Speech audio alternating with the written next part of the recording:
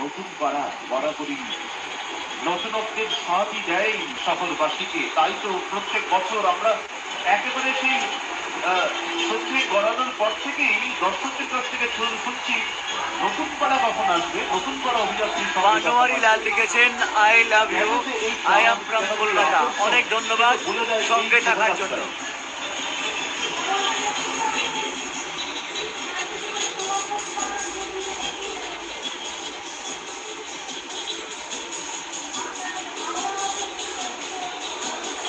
নতুন পাড়া বানোয়ারি লাল লিখছেন কলকাতা থেকে আই লাভ ইউ দাদা আপনাকেও।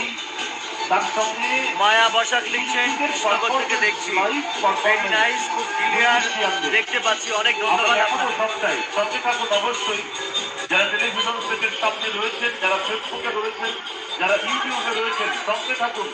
দেখুন কি অসাধারণ উপস্থাপনা নতুন পাড়া। নতুন পাড়া এই কারণেই মানুষের কাছাকাছি একেবারে পৌঁছে গেছে, মানুষের মন কেড়ে নেওয়া তাদের উপস্থাপনা প্রত্যেক বছর।